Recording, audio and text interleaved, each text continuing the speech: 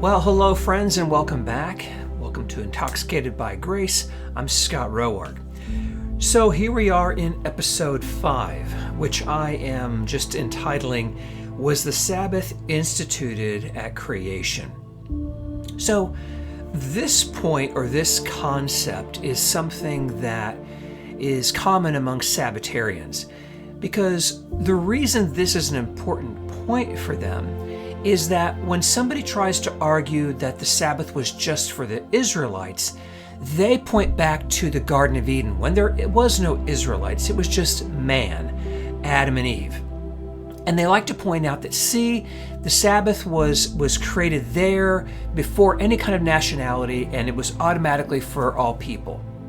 Well, you know, something I would say that is kind of in agreement with that is that I do believe that there is absolutely a part of the Sabbath that is for and is a benefit to all humanity. I fully agree with that. But if you're trying to argue that it was instituted, meaning like it was made as obligatory for mankind, that's where you are taking a step too far. There is nothing in the scripture to support that. So what I'd like to do is take a look at the Sabbath at creation. So let's get into it. Genesis 2 tells us clearly, on the seventh day, God finished his work that he had done, and he rested. And God blessed the seventh day and made it holy. So God rested. No argument. Why would anybody argue that? He blessed the day. He made it holy. But what does that mean? Does that mean what some groups say that it means? Well, I want you to take a moment to think back to the rhythm of Genesis chapter 1. Think back to the way each day ends with the phrase, and there was evening and there was morning the first day. And there was evening and there was morning the second day. And there was evening and there was morning the third day. And it goes on like that up until the seventh day. Did you ever notice that? That on the seventh day, that phrase never appears. Surely you don't think that the author just forgot it. All scripture is God-breathed. God knows exactly why he is inspiring man to write what he writes. So the idea of omitting that for just some other reason is nonsense. There is a reason behind that. And I would argue that the reason was because the seventh day, this rest, never ended. There was no ending. There was no evening. There was no morning. There was no boundary. There was no closure to this rest. And this is not a minor detail. Scholars from across traditions highlight this as a profoundly significant point. Gerhard von Rad, the seventh day has no end because God's Sabbath rest is ongoing. John Walton, the absence of the evening-morning formula suggests that the seventh day continues. Humanity was created to live in God's ongoing rest. Bruce Waltke, God's rest is not a 24-hour period, but a state of blessed order into which humanity was invited. This isn't fringe or speculative.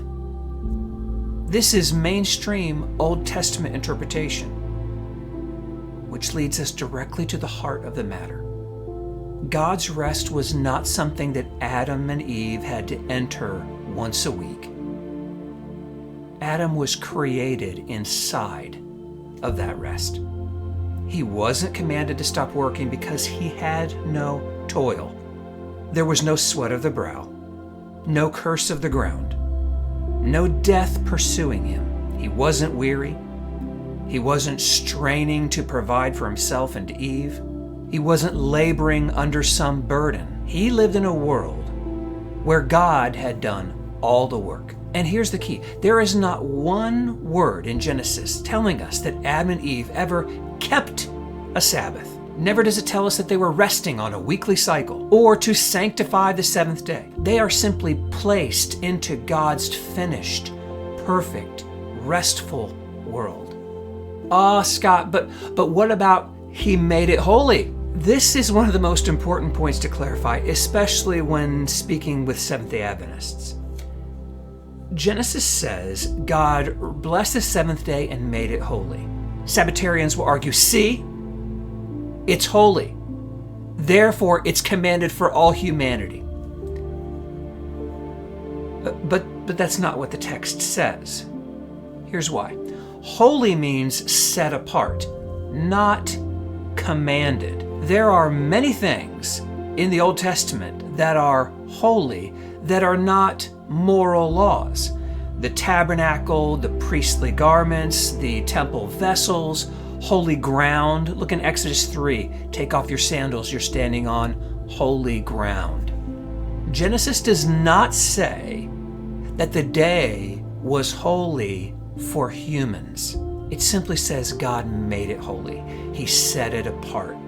And He set it apart as the completion of all of His work. They entered into a holy period. And I would argue it was God's desire that that holy period never end. But sadly, that wasn't the case. So making a day holy does not equal issuing a command. There is no instruction, no ordination, no requirement, no pattern, and there's no blessing for Adam for keeping the Sabbath. Klaus Westermann writes, "The seventh day is not given to humanity as a command. It is God's day, God's rest." In other words, it's not a command that you do it. You're just invited to be part of it. Remember, what would they possibly be resting from? It was God resting from His work. They were just reaping the benefit. Does that sound at all like, I don't know, Jesus? And how He does all the work of salvation and He invites us into it. And God forbid we should ever work and try and add anything to it. Same. C. John Collins writes, Genesis 2 provides no command for humans to imitate God's rest. That command comes only in the Mosaic covenant. Gordon Wenham, the holiness of the seventh day in Genesis is not a human obligation, but a divine declaration. God is saying, this time is holy. But always remember this, friends. Just because something is made holy at one point in time does not mean it is holy for eternity. Otherwise, what happened to the holy place and the most holy place? What happened to that holy ground that Moses was commanded to take his sandals off on? Are we to believe that that ground is still holy to this day? It is quite possible that God could go ahead and determine a certain object is holy for a time, a certain piece of ground is holy for a time, and a day or a phrase of time is holy for a designated piece of time. But what happened to that holy time? It was shattered. When sin entered the world, everything changed. Adam and Eve were expelled. The ground was cursed. Work became absolute toil. Rest was disrupted. God's ongoing creation rest that had no evening and no morning, it was broken. And from that moment on, humanity longed for the rest that they had lost. And here's the turning point. It takes 2,000 years from that time until suddenly on the scene comes this new term, Sabbath. It's not until Exodus, not until Israel, not until Mount Sinai, not until the Mosaic covenant. Only then is the Sabbath even brought up in Scripture. And God gives them this command. And He adds, "For in 6 days the Lord made heaven and earth, and rested on the seventh day." Meaning, the Sabbath is a reminder of what humanity once enjoyed. It's a symbol of what it really means that Adam forfeited, but it's also a shadow of the rest that God would restore through Christ. The author of Hebrews interprets Genesis 2 for us. He writes that there remains then a Sabbath rest for the people of God. For whoever has entered God's rest has rested from his works, as God did from his. The rest God took in Genesis 2 is the rest that Christ restores. Hebrews does not point us back to the weekly mandate. It's pointing us forward to Christ. It's pointing forward to the salvation rest that He has worked out for us. So what do we do with the claim that, well, the Sabbath was instituted at creation and therefore it's a universal moral law? Well, Scripture answers that. Genesis 2 shows God resting, not humanity. Humanity had nothing to rest from. There is no command for Adam and Eve to keep the Sabbath.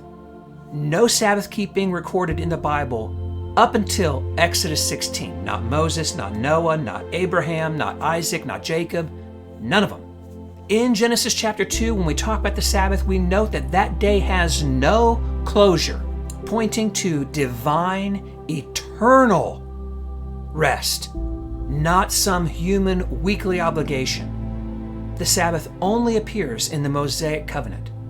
And Hebrews interprets Genesis 2 as pointing to Christ, not Sabbath observance. So, here's the bottom line. No, the Sabbath was not instituted at creation for all humanity.